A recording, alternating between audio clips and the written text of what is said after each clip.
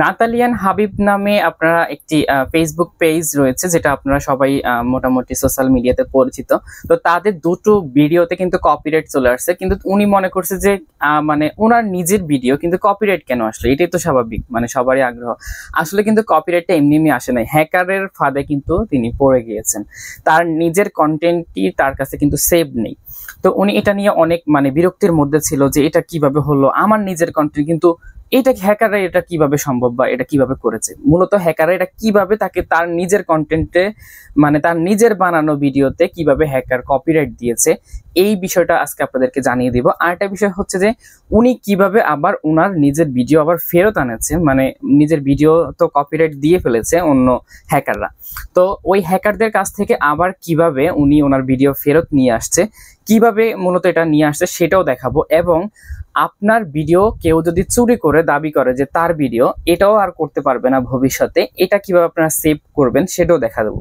সেটা মূলত সেভ করতে হয় আপনার নিজের ফেসবুকে এত কষ্ট করে ভিডিও আপলোড করেন, সেটা কিভাবে সেভ করবেন, সেটা সেভ করতে হবে যে একটা অপশন রয়েছে, রাইট ম্যানেজার নামে একটি অপশন রয়েছে। ওই রাইট ম্যানেজারের মাধ্যমে মূলত এগুলোকে সেভ করে রাখতে হয় আলাদা। তাহলে কখনো কেউ আপনার ভিডিও চুরি করলো সে দাবি করতে পারবে না যে সেটা তার ভিডিও। যতক্ষণ পর্যন্ত আপনি রাইট ম্যানেজারে আপনার ভিডিওগুলো না নিচ্ছেন, ততক্ষণ পর্যন্ত কিন্তু আপনার ভিডিও বিপদে রয়েছে। আচ্ছা, যাই হোক, এখন আসি ধীরে ধীরে মানে উনি কিভাবে মানে এই ফাঁদে পড়েছেন বা কিভাবে উনি বুঝছেন যে ওনার ভিডিওতে এগুলো চলে আসছে। আমি একটু ডিটেলসে আলোচনা করি, ভিডিওটি না টেনে সম্পূর্ণ দেখার অনুরোধ রইল, কারণ আপনি যদি একজন কন্টেন্ট ক্রিয়েটর হয়ে থাকেন তাহলে অবশ্যই ভিডিওটি আপনার দেখা উচিত। আচ্ছা, যাই হোক, আমরা একটু শুরু করছি। উনি বাইরে থেকে এসে দেখতেছেন যে ওনার দুটো ভিডিওতে কপিরাইট চলে আসছে। তো উনি এটা দেখে একটু অবাক হলেন যে ওনার নিজের ভিডিওতে কিভাবে কপিরাইট চলে আসছে।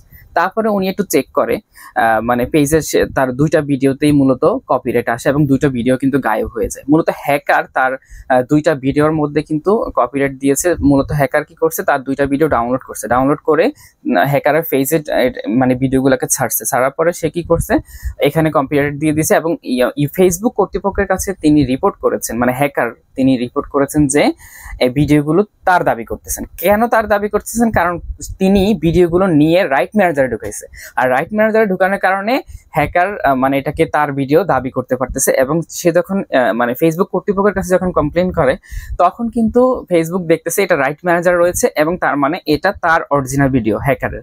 কিন্তু ফেসবুক কর্তৃপক্ষ এটা ধরতে পারে না যে এটা হচ্ছে নাতালিয়ান হাবিবদের ভিডিও।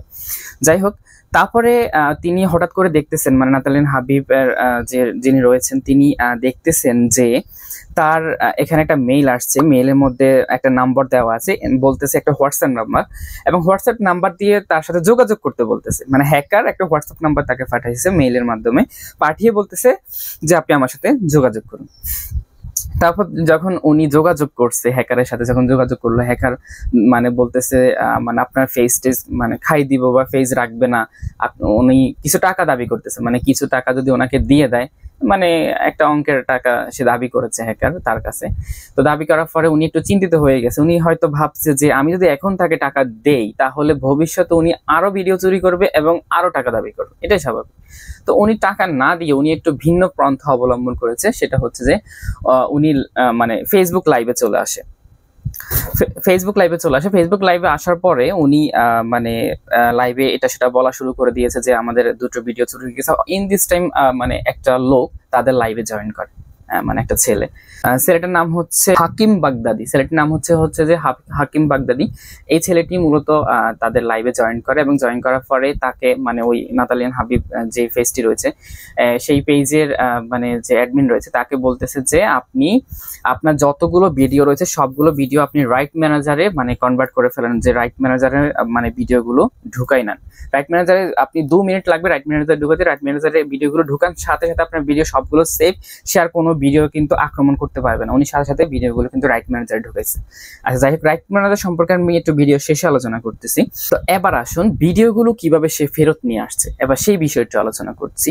তো ভিডিওগুলো ফেরত নেওয়ার জন্য উনি ফার্স্ট টাইম যার সহযোগিতা নিয়েছিলেন তিনি হচ্ছে হাকিম বাগদাদি, মূলত তার সহযোগিতা নিয়েছেন। তিনি আবার আরেকজন রেফার করেছেন যে পুলিশের একজন কর্মকর্তা রাজীব ফারহান নামে, তাকে মূলত রেফারেন্স করেছে যে রাজীব ফারহান হচ্ছে যে পুলিশের গোয়েন্দা বিভাগের লোক, মানে গোয়েন্দা সংস্থার লোক। লোক ওনাকে ওনার সাথে পরিচয় করিয়ে দিয়েছে এবং উনি তার সাথে যোগাযোগ করার পরে হচ্ছে আবার ওখান থেকে উনি আরেকটা রেফারেন্স পায়, সেটা হচ্ছে মিয়া আসকার নামে একটা মানে ছেলের সাথে যোগাযোগ হয়। মিয়া আসকার হচ্ছে সাইবার গ্যাং আন্ডারগ্রাউন্ড ফোর্স তার নামে একটা ফেসবুক গ্রুপ রয়েছে তার, তিনি মূলত এইসব সাইবার কাজ করে থাকে। তো এখন ওনারা চিন্তা করলো এদিকে হচ্ছে যে আপনার হাকিম বাগদাদি রয়েছে একদিকে, তারপর আরেকদিকে হচ্ছে যে আপনার সাইবার গ্যাং আন্ডারগ্রাউন্ড ফোর্সের গ্রুপের অ্যাডমিন। তো ওনারা চিন্তা করলো যদি দুজনকে কাজে লাগানো যায় তাহলে মূলত কাজটা আরো দ্রুত হয়ে গেল। তো দুজনের সহযোগিতার মাধ্যমেই মূলত তার যেই ফেসবুক পেজের যে ভিডিওগুলো রয়েছে সেগুলো ফেরত নিয়ে আসতে সক্ষম হয়েছে। মূলত দুজন মিলে কাজ করার পরে মূলত এই ভিডিওগুলো তিনি ফেরত নিয়ে আসতে সক্ষম হয়েছে এবং ফেরত নিয়ে আসছে। এখন কথা হচ্ছে যে আমি একটা কথা বলেছিলাম যে ভিডিও শেষে আমি রাইট ম্যানেজার নিয়ে কথা বলবো, যে আপনিও আপনার ফেসবুকে এত কষ্ট করে ভিডিও বানান ভাই, কিন্তু আপনার ভিডিওগুলো যদি কেউ চুরি করে তার দাবি করে আপনার কেমন লাগবে? তখন অবশ্যই খারাপ লাগবে। তো আপনার ভিডিওগুলো কেউ চুরিও করতে পারবে না এবং তারও দাবি করতে পারবে না। এটা কিভাবে আপনি বন্ধ করবেন বা এই প্রসেসটা আপনি কিভাবে করবেন, সেটা হচ্ছে রাইট ম্যানেজার নামে একটি অপশন রয়েছে ফেসবুকে। এটা মূলত সবার ফেসবুক পেজে অ্যাভেলেবেল নয়, কারণ সবার ফেসবুক পেজে কিন্তু এটা দেয় নাই, এমনকি আমার ফেসবুক পেজেও রাইট ম্যানেজার নামে কোনো অপশন নাই। এটা হচ্ছে একটা সময় ফেসবুক কি করে, যখন মনে হয় তারা যদি মনে করে যে রাইট ম্যানেজার অপশনটি এখন এই পেজের জন্য প্রযোজ্য, একটা সময় কিন্তু তারা দিয়ে দেয় যখন অসংখ্য ভিডিও আপলোড হওয়া শুরু করে। আর অবশ্যই যদি আপনার ভিডিও নিজের হয়ে থাকে, যদি নিজের অরিজিনাল কন্টেন্ট হয়ে থাকে, তখনই কিন্তু আপনি রাইট ম্যানেজার যে নামে যে অপশনটি রয়েছে সেটি আপনি পাবেন। আর এই রাইট ম্যানেজার অপশনটি আপনি আপনার পেজে অ্যাভেলেবেল না থাকলেও আপনি অ্যাভেলেবেল করাতে পারবেন। সেটা হচ্ছে যে আপনি ফেসবুকের কাছে আবেদন করতে পারবেন, ফেসবুকের কাছে আবেদন করবেন যে আমার রাইট ম্যানেজার অপশনটি প্রয়োজন, এবং রাইট ম্যানেজার অপশনটি যদি আপনি তাদের কাছে আবেদন করেন তখন আপনার পেজও সেটা অ্যাভেলেবেল করে দিবে। এবং ফেসবুকের কাছে কিভাবে আপনি রাইট ম্যানেজারের জন্য আবেদন করবেন সেটা আমি চাইলে আজকের ভিডিওতে দেখাতে পারতাম, কিন্তু ভিডিওটি অনেক বড় হয়ে যাবে, তার জন্য দেখাচ্ছি না। আমি আমার আগামী পর্বে সামনে যে ভিডিওটা ছাড়বো 2 দিন পরে বা 1 দিন পরে যে ভিডিওটা আসতেছে, সেই ভিডিওতে আমি দেখিয়ে দিব যে আপনি আপনার পেজের জন্য কিভাবে রাইট ম্যানেজারের জন্য আবেদন করবেন, আপনার পেজে কিভাবে আপনি রাইট ম্যানেজার আবেদন করে নিয়ে আসবেন, সেই প্রসেসটাই মূলত আমি আগামী পর্বে বা নেক্সট ভিডিওতে কিন্তু নিয়ে আসতেছি। আর নেক্সট ভিডিও দেখার আমন্ত্রণ জানিয়ে আজকের ভিডিও এখানেই শেষ করছি। আসসালামু আলাইকুম।